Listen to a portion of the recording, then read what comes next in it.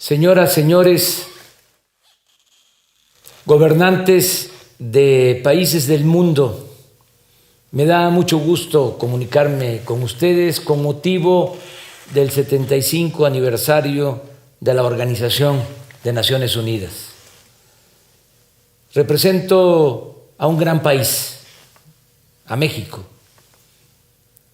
que tiene una historia y una tradición cultural como la de otros pueblos del mundo. Podría aquí hablarles de las grandes civilizaciones que fueron parte de la fundación de lo que ahora es nuestro país, de las grandes culturas que florecieron en lo que hoy es México. Hablo de civilización, hablo de culturas, porque los que conquistan, los que dominan, los que colonizan, siempre tratan de justificar sus atrocidades, descalificando a los pueblos originarios, llamándoles bárbaros o salvajes. No es el caso de México, de nuestro pueblo, como tampoco de otros pueblos del mundo, dominados, conquistados, colonizados. Nosotros tenemos una extraordinaria historia también de lucha por la libertad, por la justicia, por la igualdad, por la defensa de nuestra soberanía nacional. Hay tres grandes transformaciones en la historia de México. Primero, la independencia, cuando después de 300 años de ser colonia, obtuvimos nuestra independencia. Esa fue la primera transformación. A principios del siglo XIX, dos curas rebeldes, Miguel Hidalgo y Costilla y José María Morelos y Pavón, encabezaron un movimiento para que se lograra la independencia de México y también un movimiento en favor de la justicia, porque fueron los primeros en proclamar la abolición de la esclavitud. Luego tuvimos una segunda transformación a mitad del siglo XIX, muy importante y de trascendencia mundial, el movimiento de reforma que encabezó un gran dirigente, un liberal, el mejor presidente que ha habido en nuestra historia, un indígena zapoteco, Benito Juárez García. Se le conoció como el benemérito de las Américas. Fue tan importante su proceder y su fama que Benito Mussolini lleva ese nombre porque su papá quiso que se llamara como Benito Juárez. ¿Qué hizo nuestro prócer con la reforma que se consumó en ese tiempo? Separó al Estado de la Iglesia. Antes que en otros países, llevó a la práctica el principio bíblico de que a Dios lo que es de Dios y al César lo que es del César. Luego se llevó a cabo una tercera transformación a finales del siglo XIX y principios del siglo XX, la Revolución Mexicana de 1910.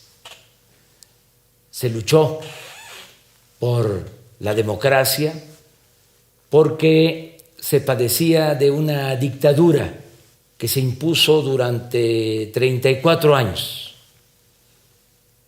Se luchó para que se garantizaran las libertades y se luchó también por la justicia, dirigentes sociales muy importantes. Los hermanos Flores Magón, que fueron precursores de esa revolución.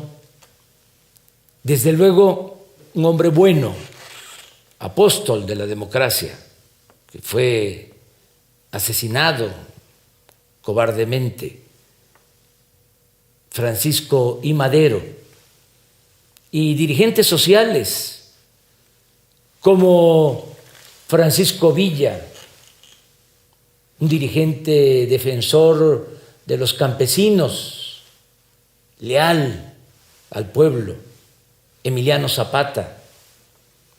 Con esta tercera transformación se avanzó mucho en el terreno de lo social, no lo suficiente en el terreno político porque no se pudo establecer una verdadera democracia en el país. Después de la revolución se creó un partido único que dominó durante mucho tiempo y apenas ahora estamos dando los primeros pasos para que México sea un país auténticamente democrático. Posiblemente por la falta de democracia, entre otros factores,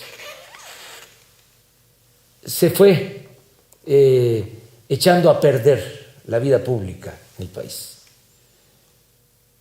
Empezó a imperar la corrupción política, que fue durante mucho tiempo el principal problema de México.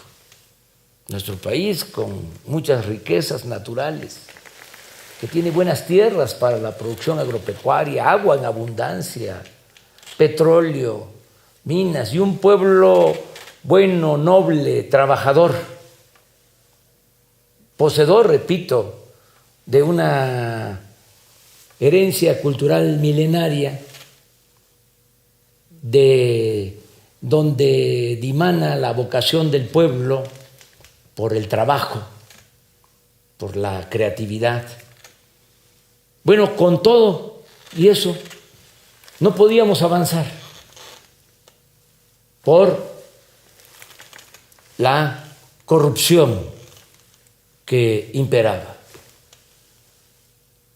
Nosotros desde hace mucho tiempo venimos luchando para conseguir un verdadero cambio en el país. Y así lo decidió después de muchos años el pueblo de México.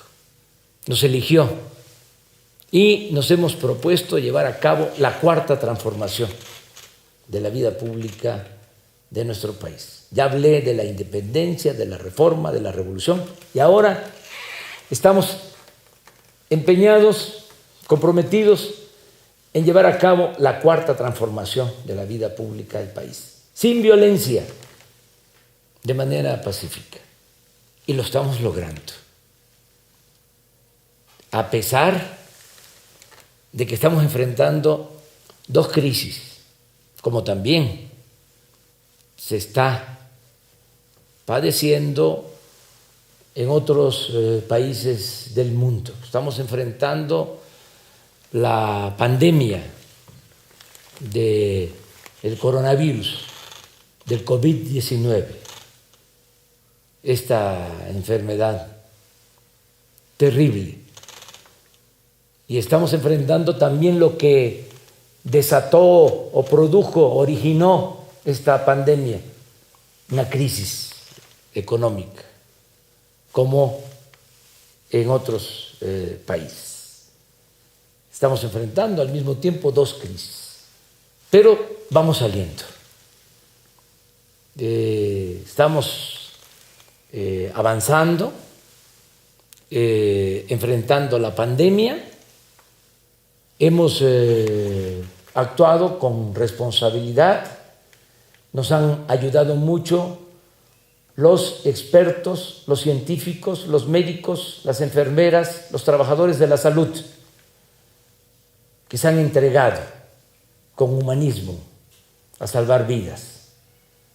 Y vamos avanzando, va bajando, disminuyendo el efecto nocivo de la pandemia. Lo que más nos importa es salvar vidas. Se va avanzando. Y también en lo económico, porque no aplicamos la misma estrategia de siempre, de endeudar al país, de rescatar a los de arriba, con el sofisma de que si llueve fuerte arriba, gotea abajo, como si la riqueza fuese contagiosa. ¿Qué hicimos? Pues estamos apoyando abajo y de manera directa al pueblo. Es de abajo hacia arriba. Estamos destinando recursos que son fruto del ahorro por no permitir la corrupción y fruto también de la austeridad republicana, porque ya no hay lujos en el gobierno. Les comento que había un avión presidencial, existe todavía, pero está en venta, ya lo rifamos y todavía vamos a venderlo. Este avión es como un palacio en los cielos, algo insultante para nuestro pueblo. Un avión de lujo para 240 pasajeros, adaptado para 80, con sala de junta, con recámara, algo, repito, ofensivo. Entonces ya el presidente de México, quien les habla, se traslada por carretera, en vehículos y en avión de línea. No está permitido utilizar aviones, helicópteros particulares para funcionarios, para servidores públicos. También, entre otras cosas, desapareció un cuerpo de élite que cuidaba al presidente. ¿Saben cuántos cuidaban al presidente? 8,000 elementos. Se llamaba esa institución, que venía de tiempo atrás, Estado Mayor Presidencial. Y así se han terminado lujos, las extravagancias. No puede haber gobierno rico con pueblo pobre. Entonces, la fórmula es no permitir la corrupción y ahorrar, y que no haya ostentación, lujos en el gobierno, y también liberar fondos para el desarrollo. Entonces, todo lo que estamos reuniendo con esta fórmula de no permitir la corrupción y de hacer un gobierno austero, sobrio, lo estamos destinando a apoyar a la gente humilde, a los desposeídos, todos los adultos mayores de México tienen derecho a una pensión. Todas las niñas, los niños con discapacidad también reciben una pensión. 11 millones de estudiantes pobres reciben becas y así muchos programas sociales. Entonces, esto que se está invirtiendo abajo, acompañado del apoyo que nos están brindando nuestros paisanos migrantes, los que por necesidad se fueron a buscarse la vida, a trabajar en Estados Unidos, que ya son 38 millones de mexicanos, los que nacieron aquí, también los que han nacido allá, de padres mexicanos, 38 millones, pues nos están ayudando, mandan a sus familiares en México apoyos económicos, las llamadas remesas. Este año, a pesar de la pandemia, va a ser un año récord en remesas. Se van a recibir alrededor de 40,000 millones de dólares. Y ese dinero, mes con mes, llega a 10 millones de familias pobres de nuestro país. Entonces, con lo que estamos invirtiendo desde el gobierno y con las remesas, estamos fortaleciendo el consumo y, a pesar de la pandemia y de la crisis, no hay hambre en nuestro país. Se está garantizando el consumo básico a millones de mexicanos. Y ya poco a poco se va recuperando la economía. Esto también se complementa con el hecho de que acabamos de firmar un acuerdo con Estados Unidos y Canadá, un tratado que ya entró en vigor, y esto significa que están llegando inversiones al país, se están instalando empresas y se están creando empleos para el bienestar de los mexicanos. Yo tengo mucha fe en el futuro de México, pero también tengo mucha fe en el futuro del mundo. Yo soy un creyente y mi credo es el de la fraternidad universal. Por eso yo les envío a todas, a todos, un abrazo desde la Ciudad de México, capital de nuestra República.